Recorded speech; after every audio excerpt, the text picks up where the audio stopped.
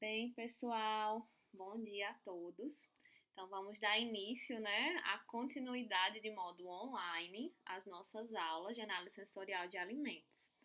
Na última aula, a gente fez uns testes de seleção de provadores e a gente iria dar continuidade com os testes discriminativos, que aí seriam os testes de diferença, né? Eu cheguei a falar na última aula, foi um material que eu mostro como os testes eles são classificados. Existem dezenas de testes e eles são agrupados em três grandes grupos: os testes discriminativos, os testes descritivos e os testes afetivos, né? Então, a partir de agora, o que a gente vai ver são os testes discriminativos.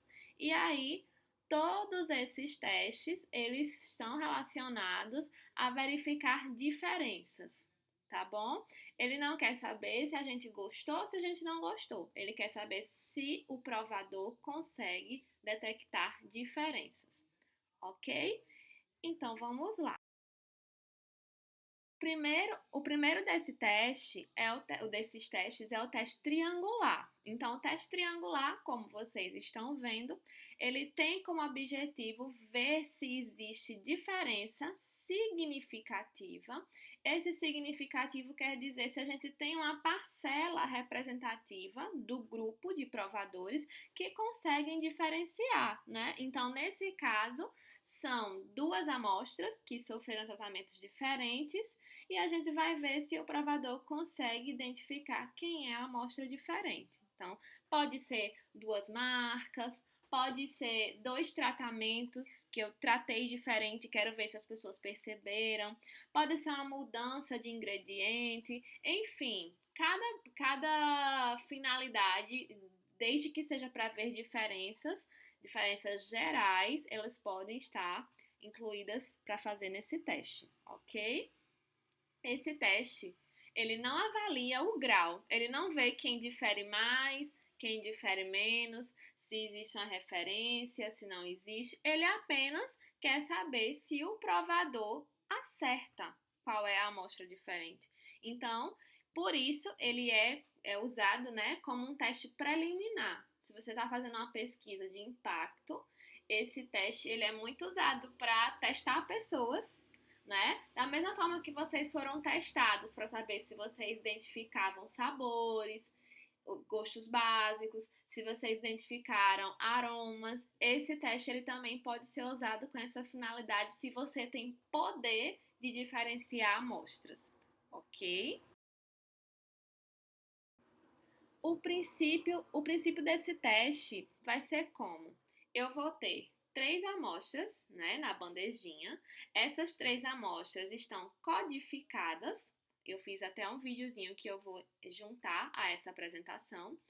E das 3 amostras, o provador vai ter uma ficha. Ele vai anotar os 3 códigos das 3 amostras que ele recebe na bandeja.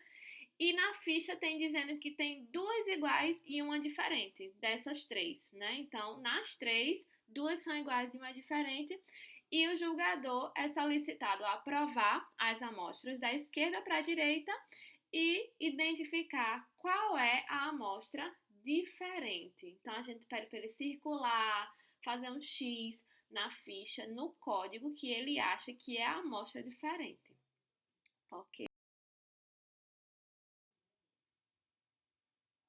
Nesse caso, qual é ainda falando do princípio do teste, qual é a probabilidade de acerto? Eu tenho um acerto em 3. Então, minha probabilidade é de 1 para 3, ou, melhor dizendo, 33,33% de acerto, né? É a minha probabilidade de acerto.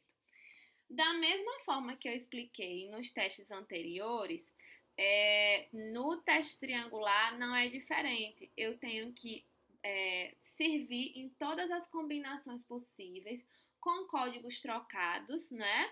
Cada pessoa tem um código específico e a ordem pode mudar. Então, considere uma marca A e uma marca B, por exemplo. Então, eu ofereço combinações diferentes. Então, AAB, a diferente é a terceira, que é a B. ABA, a diferente vai ser aqui a do meio. BAA, a diferente vai ser a primeira. BBA, eu inverti quem são quem é igual e quem é diferente. Então, se eu tenho duas marcas, eu posso fazer as três primeiras combinações sendo a marca as duas iguais, e nas três últimas combinações eu posso usar a marca B como a marca que vai ser a igual. Então, posso fazer BBA, então a diferente seria essa última. BAB, a diferente seria essa do meio, e ABB, e a diferente seria essa primeira. Então, na mesma sessão, eu posso fazer 2 ou 3 grupos de testes independentes. Eu posso fazer no mesmo dia, para aquela mesma pessoa, até 3 testes diferentes, certo?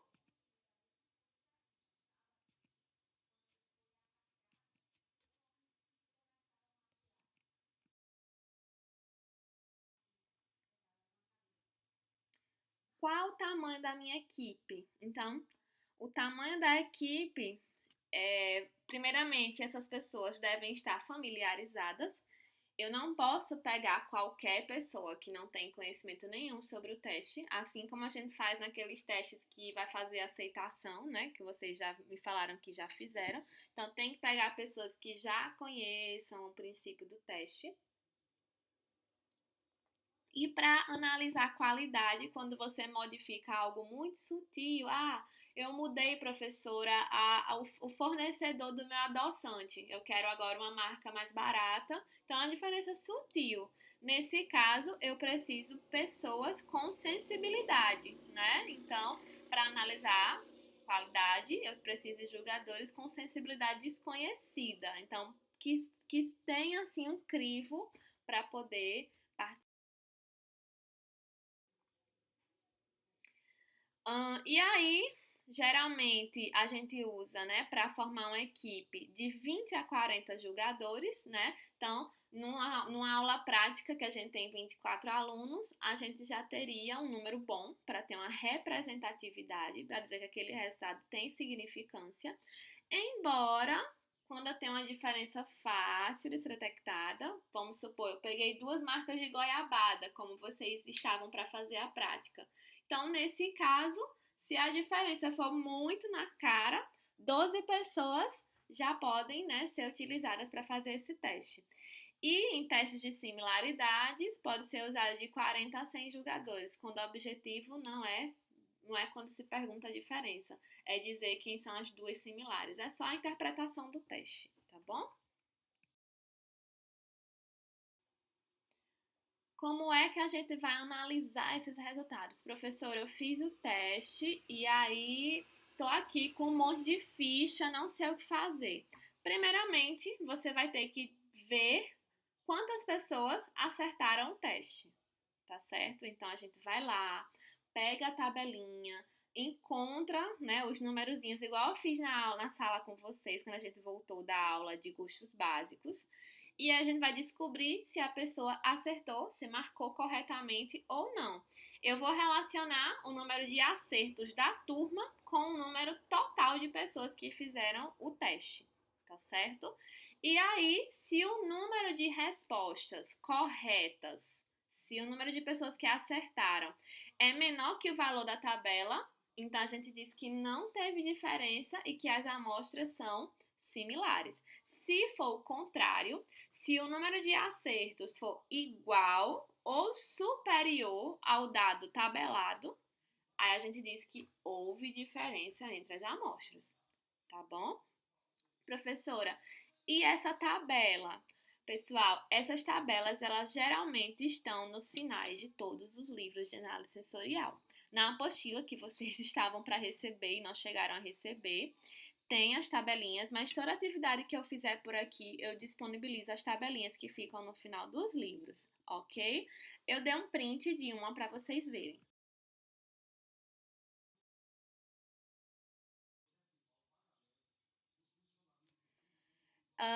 Continuando, A gente tem um exemplo aqui que eu queria trazer para vocês, que diz o seguinte: uma cervejaria desenvolveu um processo para reduzir o sabor indesejável do cereal cru que ocorre em uma cerveja não alcoólica. Então, foi necessário investir em um novo equipamento. Antes da realização de um teste de preferência, o pesquisador quer confirmar que essa cerveja experimental que ele está testando é diferente da atual, ou seja, que ele está conseguindo retirar esse sabor indesejável e quer provar isso.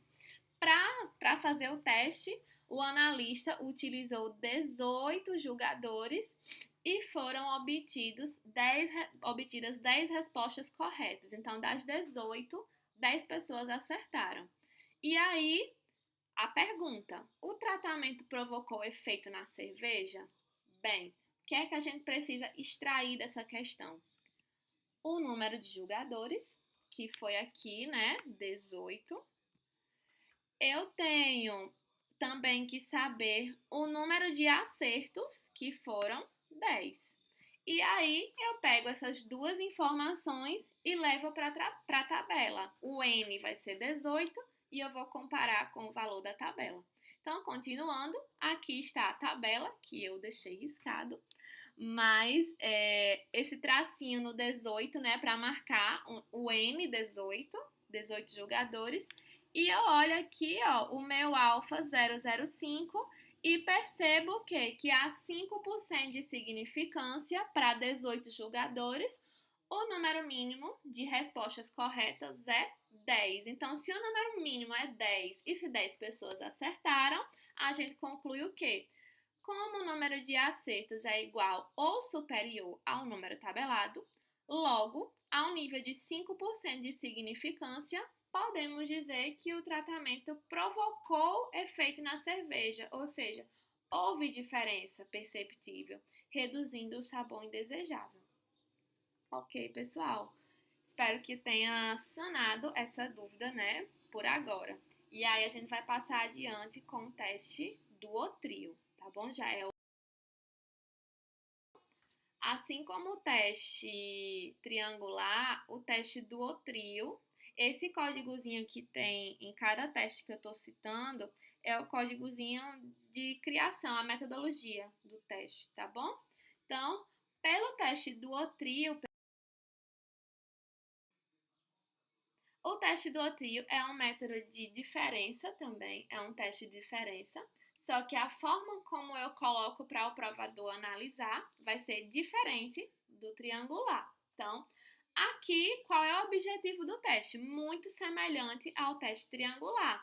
É verificar se existe diferença significativa entre duas amostras que sofreram tratamento diferente. Então, qual vai ser o princípio desse teste? Eu vou apresentar e duas codificadas, tá bom? Então, lá no triangular, eu tinha 3 amostras com código. No duotrio, eu vou ter 2 amostras com código e a terceira eu chamo de padrão, eu chamo de P, tá certo? E aí, a gente vai pedir ao julgador para identificar qual é a minha amostra igual ao padrão. Lá no triangular, ele pedia das 3 quem era diferente. Aqui no duotrio, ele diz das 2 quem é igual ao padrão. São 3 amostras, só que uma ela não recebe código, ela recebe o nome de padrão. Nesse caso, a minha probabilidade agora de acertar é de 1 para 2, ou seja, 50%. Ou vai ser uma ou vai ser outra, a igual ao padrão. Então, isso também vai facilitar, vai ser um teste mais fácil de acerto, para o provador poder acertar. Isso é bom ou é ruim, professora? Depende do meu objetivo. Se eu quero um teste mais criterioso ou se eu quero um teste mais simples, ok? Bem, aqui tá um esqueminha, como é que a gente organiza isso nas bandejas, né? Lá no triangular, a gente tem 3 bandejas, ou uma bandeja com 3 copinhos, né, perfilados, né, na mesma altura. No duotrio, o padrão, ele fica feito um triângulozinho, ó. Ele fica acima das demais amostras. Então, eu tenho um padrão e eu tenho 2 amostras de 2 marcas ou 2 tratamentos diferentes. E das duas, eu vou pedir para você dizer qual das duas é igual ao padrão. Esses quatro desenhos aqui, esqueminhas, são as 4 formas de balancear. Lá no triangular, como eu tenho três copinhos com códigos, eu tenho 6 formas de balancear, né? Que é aquele A, B, A, B, A. Então, aqui não. Como eu só tenho 2 códigos, eu só tenho 4 formas de fazer. Ou primeiro A, depois o B, ou depois primeiro B, depois o A, sendo o padrão a amostra A, ou primeiro A, depois o B, ou primeiro B, depois o A, sendo o padrão a amostra B, tá certo? E a equipe, professora de jogadores, qual vai ser as condições? As mesmas condições do teste triangular. As pessoas devem conhecer, ter familiaridade com a técnica, tá certo? O número de jogadores para isso vai depender do nível de sensibilidade que você quer.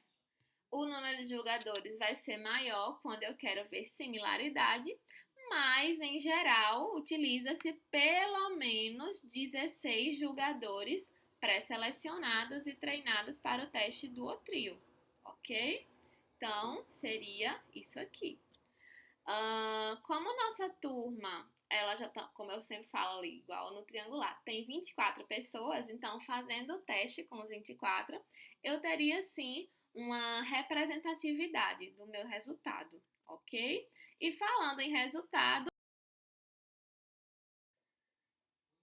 como é que a gente analisa os resultados? Muito similar ao teste triangular. Vai existir uma tabela, né? Tem um valor tabelado que a gente vai saber, né? Vai ver. E mesma interpretação. Vai ter o número de jogadores, vai ter aquelas colunas do nível de significância, né? Da minha confiabilidade nos resultados. E eu vou escolher sempre o nível de 5%. E a mesma interpretação. Se o número de acertos do meu teste for igual ou superior ao mínimo da tabela, né, ao valor da tabela, quer dizer que eu tenho diferença. Se for o contrário, se o meu número de acertos, número de pessoas que acertou o teste, for inferior ao da tabela, então a gente não teve diferença. A tabela não é a mesma, tá certo? Cada teste tem a sua tabela, mas a interpretação ela é muito parecida. Eu tenho aqui, tá bem pequenininho, mas dá pra ver.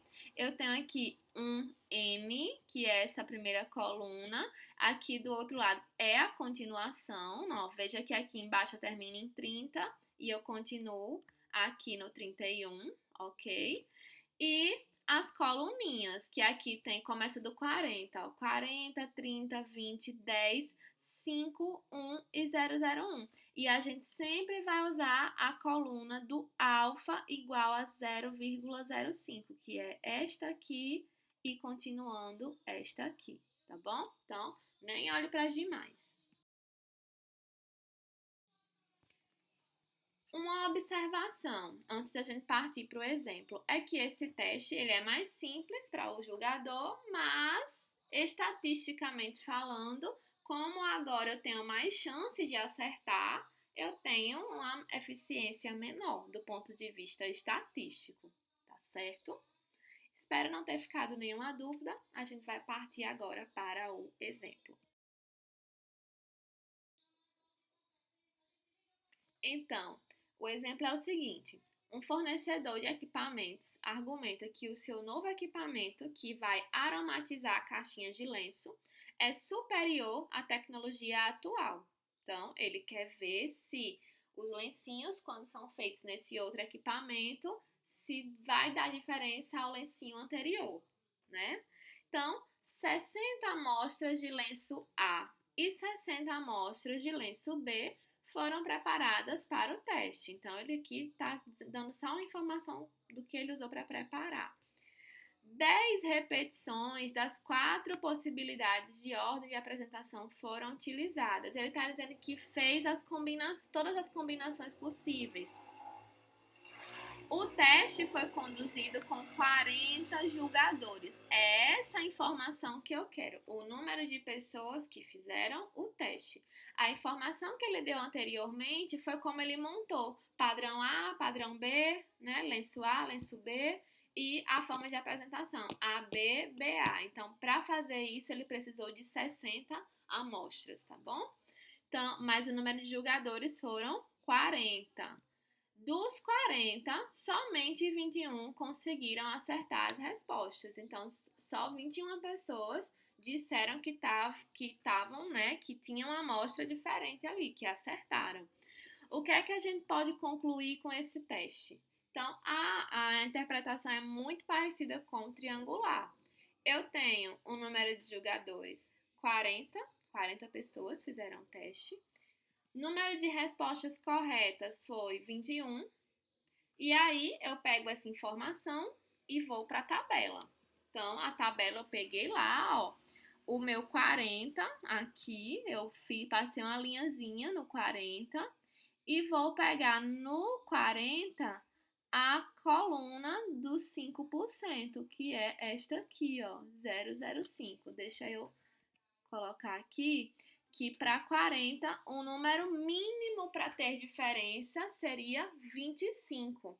Mas o número de respostas corretas que eu tive foi 21. Então, eu pergunto, teve diferença entre esses lenços? Qual é a minha conclusão? Que, como o número de respostas corretas foi inferior ao tabelado, podemos concluir que os provadores não perceberam diferenças significativas no aroma dos lenços ao nível de 5% de significância. Então, não teve diferença entre os lencinhos. Pessoal,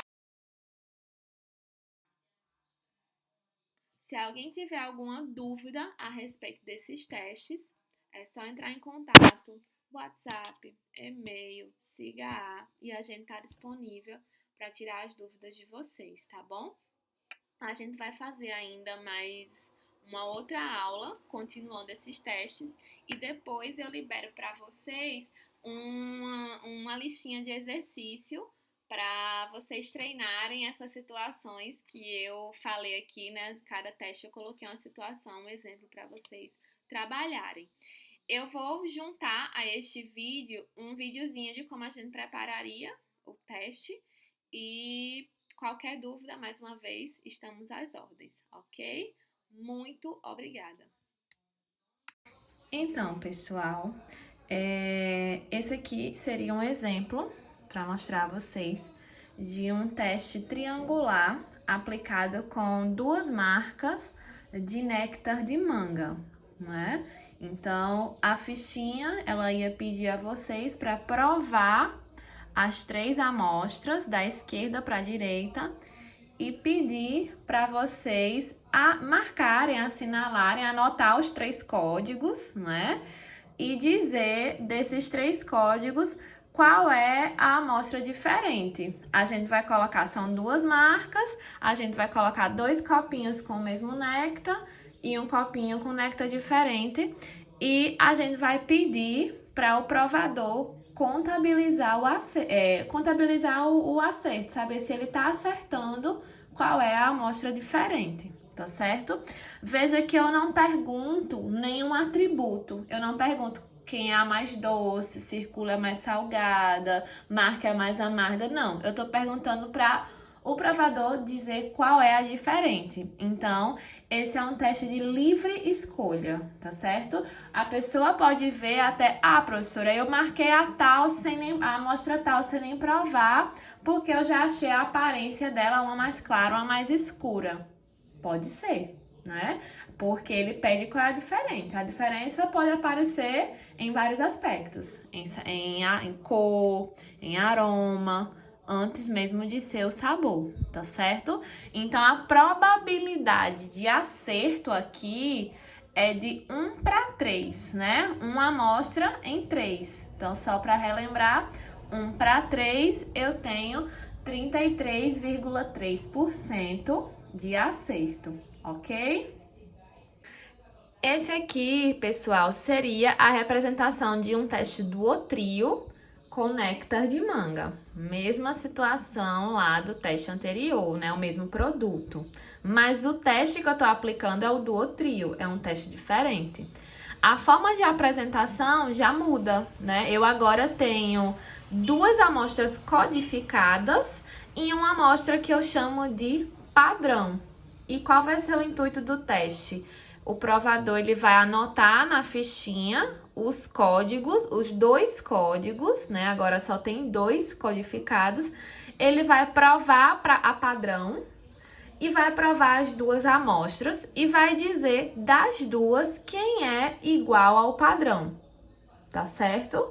Aí eu pergunto a vocês, qual a probabilidade de acertar esse teste agora?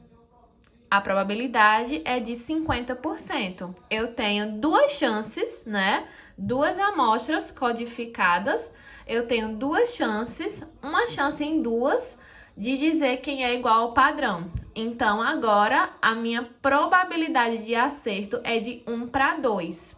Então, eu tenho agora 50% de chance de acertar o teste. Pergunta: comparando com o teste triangular e o duotrio, qual seria o teste mais fácil de acertar? Aquele que eu tenho maior probabilidade de acerto. Então, eu tenho aqui no duotrio uma maior facilidade, porque eu tenho maior chance de acertar. Então, o que é que a gente conclui? Que dos 2 testes, o mais rigoroso é o teste triangular, porque ele é mais difícil de você acertar.